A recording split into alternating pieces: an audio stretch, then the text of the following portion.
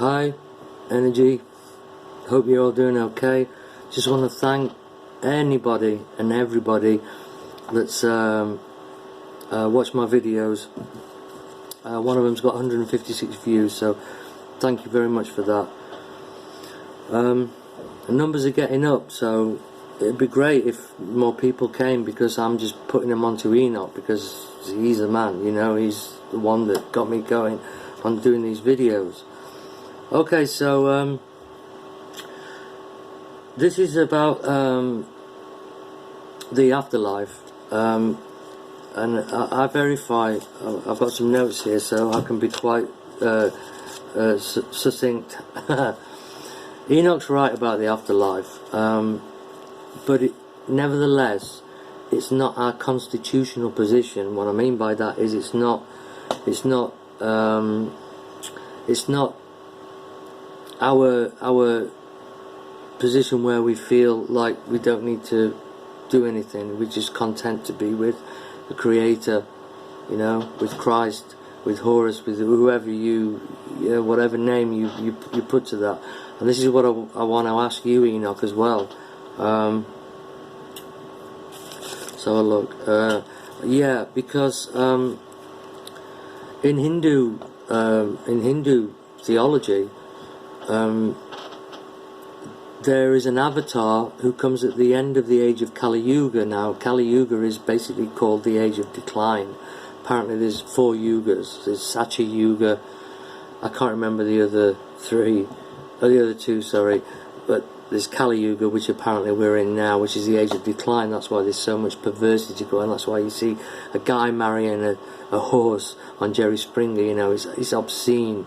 This world is just getting obscene. You know, it's a blasphemy. Everything's just so blasphemous.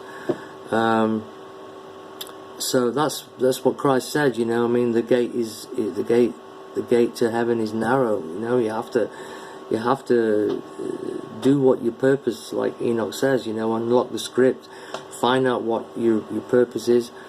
And this is fantastic because I had a dream, which I'm going to tell you about in a bit. But yeah, the avatar Kalki comes at the end of the age of Kali Yuga, and exactly this was written probably 4,000 years ago, Bhagavad Gita, I think, or the Srimad Bhagavatam or something like that. But Kalki comes at the end of the age, and he rides a white horse, and he brandishes a sword, and he slays all the demons, and everything starts again. Now in Revelations in the Bible it says that Christ appears at the end of the Judgment Day on a white horse, brandishing a sword, and, you know, killing the demons, sifting the wheat from the chaff, the goats and the sheep, you know. So, okay, that's just something to look into. I just wondered about that. You know, what you thought about that, or what anybody thinks about that.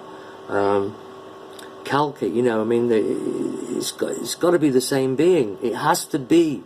And I mean, you think about, they call Christ the Son of Man, right? Well, there's only one letter in Son that makes it either a son, S-O-N, of a father, or the Son, which is the light of the world.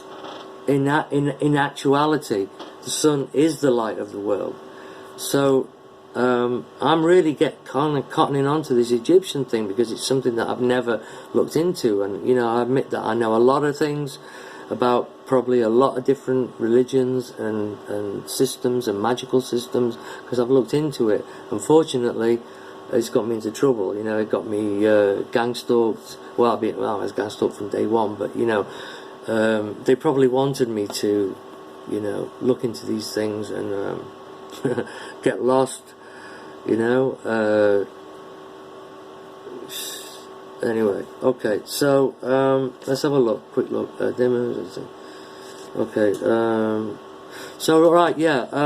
Contrary to popular belief, the afterlife,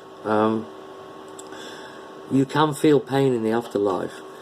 Like the physical world, that we avoid certain places. Like in my town, you know, there's certain places that you just don't go to, because if you go to them, you're liable to get mugged or robbed or both, you know, or even killed, you know. And in the astral plane, you know, people think that when, like suicides, they think that by committing suicide they're going to get rid of all this physical stuff, okay, and right, or maybe they don't think that at all, they just want to end it. But it's not as easy as that, because you can't escape your karma. You can't escape what's been written already for you. You know, you have to go along with that. And if you don't go along with it, you get bam, bam, bam, bam, slapped around until you get into the, you know, get into your path. And there is pain in the spirit world. Believe me, there is pain, but you don't feel it like in a physical way. You feel it. It's hard to explain. You feel it kind of emotionally, and it's worse than physical pain. It's actually worse than physical pain because it's mental as well. It's crazy, crazy, crazy, crazy. It's not somewhere I would want to linger, let's put it that way. I would rather go to heaven, but I know I'm not going to heaven. I've got some stuff to work out still, because I've not fulfilled my purpose. I know what my purpose is now, and part of it is making these videos. As a gang stalked person, I was going to say gang stalker then, my God, yeah, right. As a TI, you know, I have to, you know, I feel I have to share these things. So the other one is demons in the astral world. You avoid certain areas, okay?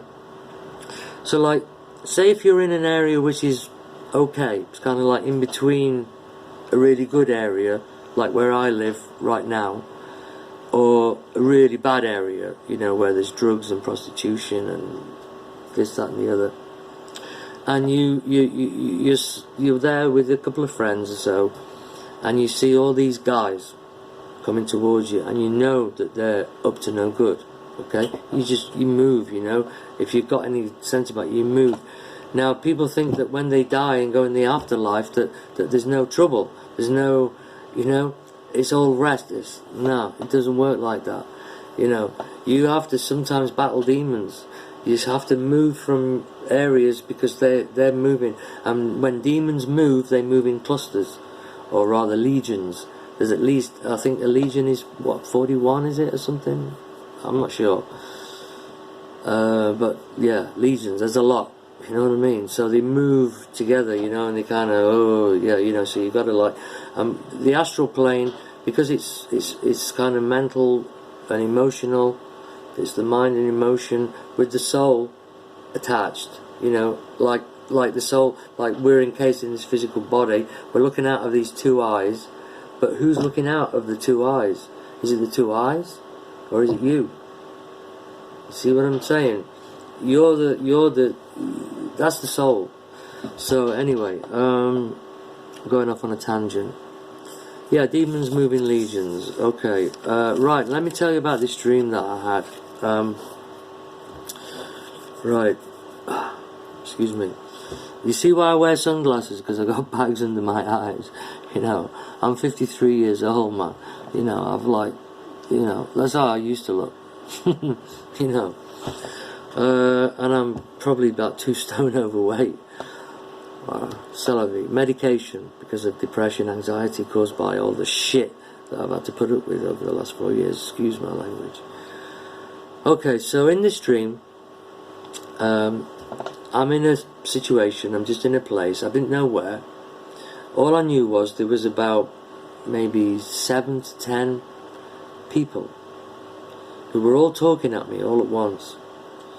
And it just became a Babel, you know, Tower of Babel. Became Babel. And suddenly they started to change into demonic, because this is one thing that holds true of the astral plane, or the dream world, or the underworld, the afterlife, is that an evil being or a demon cannot hold a form of something that is acceptable to you for too long, and certainly it can't hold that form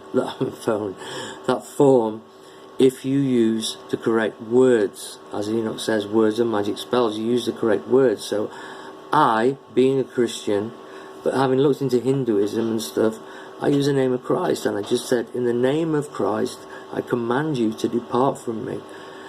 And they just vanished like snow in the sun, you know, just went. And this is the best part. And then I said, and I ask, in all honesty, for Christ, the real Christ, to appear in front of me. Yeah, not the Christ that the Baptists and the Catholic Church have made you believe. The real Christ, the real person. Yeah. And suddenly he just like descended, and he was just in front of me, and I was stood up, and I'm about 5'6" when I'm stretched. My back's put me back to 5'5", so I'm quite small. He was about 5'9" to 6 foot. And he just smiled at me, you know, and he didn't even have to say anything, because I knew what he was saying, and I can't communicate that to you because it's personal, and it's you know, but believe me when I say that I was conscious then, like I am now. That's what Enoch means. See, when we dream, and I've seen it, just check the time, as long as it's less than 15 minutes, I'm okay. When we dream, we create situations for ourselves. Our mind creates situations for ourselves, and usually it's things that we have to overcome, or things we have to do.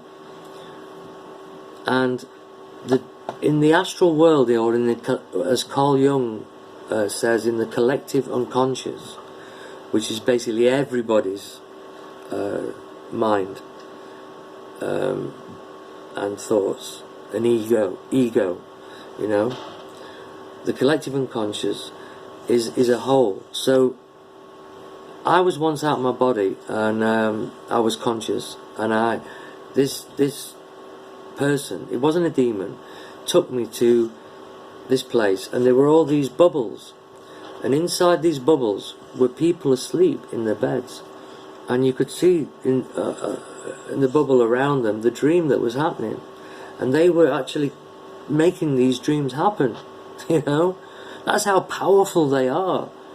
People underestimate, because it's not physical, then it doesn't have any relevance. Well, that's totally wrong. I've got to wrap it up because I'm on 13:08 now. Yeah, so Christ, basically, he appeared in front of me, and I can verify that he does exist. That's a fact. So if that is Horos, if that is Kalki, yeah, then please, people, anybody, check this out. Oh, that's my phone going. That's not gangstalking, but I think that's demons orchestrating the stuff. So, namaste, take care, God bless.